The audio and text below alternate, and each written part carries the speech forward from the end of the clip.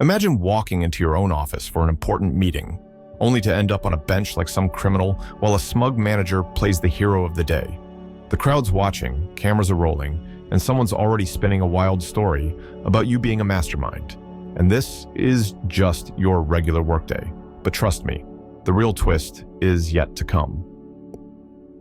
All right, let me set the scene for you. Picture this: Mark Wilson, a 38-year-old African-American guy, dressed sharper than a GQ cover model. We're talking custom-tailored suit, Italian leather shoes, and a briefcase so slick it practically screams power move. He's on his way to the office of Granite Horizons, the company he's been running for the past 5 years. A big meeting with investors is on the horizon, and Mark's focus is razor sharp. Little does he know, his day is about to take a nosedive into absurdity. Mark strolls up to the sleek glass doors of the corporate building, exuding the kind of confidence that turns heads. But just as he's about to step inside, the mood takes a sharp left turn. Enter Jerry Scott, mid-level manager and professional misery enthusiast. Jerry's the kind of guy who thinks his coffee order is a personality trait. Balding, wearing a tie that looks like it survived the 90s, and armed with an attitude that could sour milk. Jerry glances at Mark, then at his watch, and decides this is his moment to shine. "Wow, late for your shift already?" Jerry says, voice dripping with sarcasm. "Hope you've got a badge, buddy. I'd hate to call security." Mark pauses mid-step, his face a masterclass in composure. "Good morning," Mark says, his tone polite but firm. "I think you might be mistaken about who I am." Jerry cuts him off, crossing his arms like he's guarding the gates to Fort Knox. "Don't care who you are, you're not staff, and you sure don't belong here." Now, Mark has seen this movie before. It's a rerun he's tired of, but he knows better than to escalate. Taking a deep breath, he steps forward, intent on brushing past Jerry and moving on with his day. But Jerry? Oh no, Jerry's just warming up. He pulls out his phone like a cowboy drawing a six-shooter in an old western. "Got a suspicious individual here," Jerry says into the phone, making no effort to lower his voice. "Better send someone down, maybe even the cops. You know, just to be safe." Mark glances at the receptionist, Caroline, who's watching the whole thing like it's a slow-motion train wreck. Her eyes dart between Jerry and Mark, silently screaming, "Do I intervene or pretend this isn't happening?"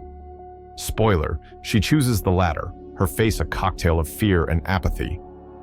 Meanwhile, Jerry's on a roll, pacing back and forth like he's solving the world's biggest crime. His voice carries across the lobby, catching the attention of passers-by. A few people outside the building stop to gawk, their curiosity piqued by the unfolding drama. Mark, on the other hand, is the picture of restraint. He adjusts his tie, his calm demeanor bordering on saintly. "This is a misunderstanding," he says, more to himself than anyone else. But Jerry, now fully committed to his performance, flashes a smug grin as the distant sound of sirens fills the air.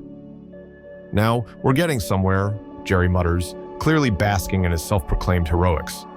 The tension in the air is thicker than rush hour traffic, and all Mark can think is, this is going to be one hell of a story later. As the sirens grow louder, a crowd begins to form. Phones are out, cameras rolling, and whispers ripple through the gathering onlookers. Mark shifts his weight, feeling the weight of their stares. Inside, Caroline looks like she wants the ground to swallow her whole. Jerry? He's practically glowing. The smugness radiating off him could power a small city. And just like that, Mark's uneventful morning transforms into a public spectacle. The sound of sirens gets louder, and within minutes, 2 squad cars pull up like they're responding to some high-stakes hostage situation. Out step Officer Bradley and Officer Dana, a duo straight out of a buddy cop movie, except there's zero chemistry and even less common sense. Bradley, mid-30s, walks with a swagger that screams, "I'm in charge," while Dana, fresh-faced and clearly out of her depth, hesitates like she's second-guessing her career choices. Bradley scans the scene, his eyes landing on Mark with a look that could sour milk. He tilts his head, adjusting his sunglasses, like he's about to deliver some dramatic line from a police procedural. "So," Bradley starts, voice dripping with authority, "what do we have here?" Jerry steps forward like he's the star witness in a courtroom drama. This guy's been loitering around the office, he says, gesturing wildly at Mark. Looks like he's up to something, probably scouting the place or whatever. Mark, still seated with the kind of calm that would make a Zen master jealous, raises an eyebrow. Loitering? I was walking into my building. You might want to double-check your facts. Bradley isn't buying it. He sizes Mark up like he's mentally cataloging reasons to escalate. Sir, I'm going to need to see some ID, Bradley says, his tone making it clear this isn't a request. Mark exhales slowly. My ID is in my briefcase. Inside the building, he explains, his voice even but firm. If someone could just go and... Before he can finish, Bradley takes a step forward, grabs Mark's arm, and yanks him to his feet. The move is unnecessarily rough, and it immediately draws gasps from the growing crowd. No time for excuses, Bradley snaps. We've got a potential trespasser here, and I'm not taking any chances. Dana watches from a few feet away, her expression shifting between concern and outright confusion. Bradley, maybe we should hear him out, she starts, but her partner shuts her down with a sharp look. Stay back, Dana, I've got this, he barks. Mark glances at Dana, his eyes softening just enough to convey a silent plea for reason. This is all a misunderstanding, he says calmly, if you could just take a moment to listen. But Bradley's not in the mood for dialogue. He steers Mark toward a bench on the sidewalk, practically shoving him down like he's making an example out of him. Sit tight, Bradley orders, and don't move. By now, the crowd has doubled in size. People are murmuring to each other, some openly recording on their phones. Whispers ripple through the group. Isn't that the CEO of Granite Horizons? Why is he being treated like this? Man, this is gonna go viral. Mark sits with his hands folded, his composure intact, but his eyes tell a different story. It's the kind of look that says, are we seriously still dealing with this nonsense in 2024? Meanwhile, Jerry, basking in the chaos he's unleashed, steps to the side to make a quick call. You're gonna love this, he whispers into his phone, grinning like he's just won the office drama lottery. I'm handling a situation down here. Real leadership stuff. Unbeknownst to Jerry, some of his coworkers are already texting about what's happening. One message in the company group chat reads, "Isn't that Mark Wilson outside? Someone tell Jerry to stop before this blows up in his face." Back on the sidewalk, Dana hesitates, her hands fidgeting at her sides. She leans toward Bradley. Hey, maybe we should double-check who this guy is. He seems pretty calm for someone who's supposedly trespassing. Bradley snorts. Calm or not, a suspicious guy is a suspicious guy. Stick to protocol. The tension in the air is almost suffocating, and Mark sits quietly, watching as the situation spirals further out of control. His only thought, this is going to be a long day.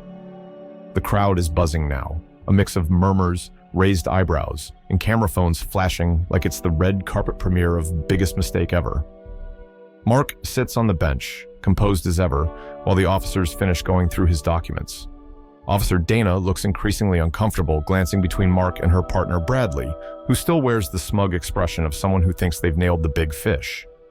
Meanwhile, Jerry is basking in his own version of glory. He spots the news vans pulling up and straightens his tie, his chest puffed out like he's about to receive the key to the city. He takes a deep breath, steps forward, and gestures grandly to the crowd. Ladies and gentlemen, Jerry announces, loud enough to make sure every camera catches his moment. This is what real vigilance looks like. We don't let anything suspicious slide around here. The reporters, sensing a story, start snapping pictures and jotting down notes. Jerry's practically glowing. This is his time to shine, his 15 minutes of fame, and he's milking it for all it's worth. He even does a little head nod, like he's about to drop the mic. But then, from the corner of the scene, Carolyn, the usually quiet, blend into the background receptionist, steps forward. Her hands are shaking, but her voice, though soft, carries enough weight to cut through the noise. Jerry, she starts, her eyes darting nervously between him and Mark. That's the CEO. The words hang in the air like a bombshell. Jerry freezes mid-smirk, his hand halfway raised in a self-congratulatory wave. What? He stammers, his voice cracking. No, that can't be right. This has to be some kind of mix-up. Caroline, looking like she's mustering every ounce of courage she has, pulls out her phone and holds it up. The screen displays a company-wide message from the executive team. Urgent, stop the scene outside immediately. That's Mark Wilson, our CEO. For a moment, there's nothing but stunned silence. The crowd, which had been murmuring a second ago, goes completely still. Even the reporters lower their cameras, their faces a mix of shock and barely contained amusement. Officer Dana takes a slow step back, her mouth slightly open, while Bradley's confidence visibly deflates. Mark, still seated, watches the scene unfold with a look of quiet satisfaction. Slowly, he rises, brushing off his perfectly tailored suit as if shaking off the absurdity of the morning. He adjusts his tie with deliberate precision and turns to address the crowd. "Well," he begins, his voice calm but resonant enough to command attention, "this has been an interesting experience, but I think it's time I got back to work." The understated power in his tone is undeniable.